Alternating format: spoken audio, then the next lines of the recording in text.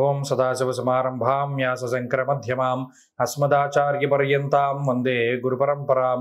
జ్యోతిషాస్త్రాన్ని భావితరాల వారికి ప్రసాదించిన ఋషుల యొక్క పాదపద్మాలకి నమస్కారం చేసుకుంటూ, అలాగే నాకు జ్యోతిష విద్యను నేర్పిన గురువర్యులు జ్యోతిష బ్రహ్మ కీర్తిశేషులు శ్రీ ఈరంకి సూర్యనారాయణమూర్తి గారు, సూర్యశ్రీ దైవజ్ఞ గారి యొక్క పాదపద్మాలకి నమస్కారం చేసుకుంటూ, ఓం శ్రీ మహాగణాధిపతి నమః, శ్రీ గురుభ్యో నమః, హరి ఓం.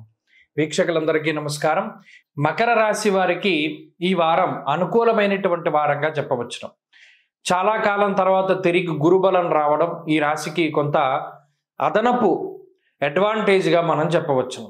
ఎందుకంటే పంచమ స్థానమందు గురుడు, షష్ఠ స్థానమందు కుజుడు, తృతీయ స్థానమందు చంద్రుడు, ఇలా అనుకూలించేటువంటి గ్రహాల యొక్క సంఖ్య పెరిగింది. రెండవ స్థానమందు ఉన్నటువంటి బుధ గ్రహం కూడా ఈ రాశి వారికి ఆనుకూల్యతనే సూచిస్తూ ఉన్నది. ప్రత్యేకించి ఈ మకర రాశి వారికి గురుబలం రావడం ప్రధానంగా గురుడు కుజుడు చాలు. ఇక ఏ గ్రహాలు అనుకూలంగా ఉన్నా లేకపోయినా, ఏలినాటి శని ఉన్నా, ఇంకా ఎటువంటి విపత్కర పరిస్థితులు ఉన్నా సరే వాటి నుండి బయటపడడానికి ఈ రెండు గ్రహాలు చాలా గొప్పగా ఉపయోగపడతాయి.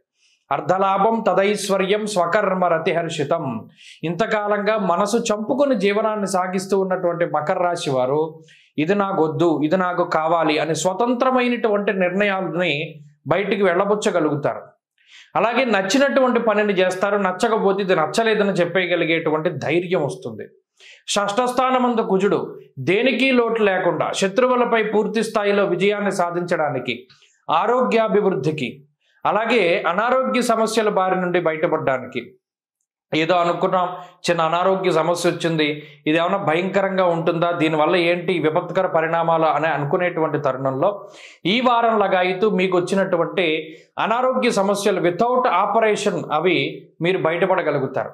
అంత గొప్ప రికవరీ రేటుని ఈ గ్రహస్థితి ఇస్తుంది. ఆరోగ్యాన్ని మెరుగుపరుస్తూ ఉంటుంది. అలాగే ఐశ్వర్యం మెరుగుపడుతుంది. ఉదాహరణకి ఉద్యోగాన్ని మారడానికి ప్రయత్నం చేస్తూ ఉండి ఇప్పటివరకు కుదరకపోతే ఈ వారం లగాయితూ అవకాశాలు మెరుగుపడతాయి. విదేశీయానానికి సంబంధించినటువంటి విషయాలు ఎవరైతే మకర రాశి వారు వేరే దేశంలో ఉండి అనేక రకాల సమస్యలు ఎదుర్కొంటూ ఉన్నారో అవి తగ్గుముఖం పడతాయి. అక్కడ ఉండడానికి సరైనటువంటి పరిస్థితులు మీకు దోహదపడుతూ ఉంటాయి.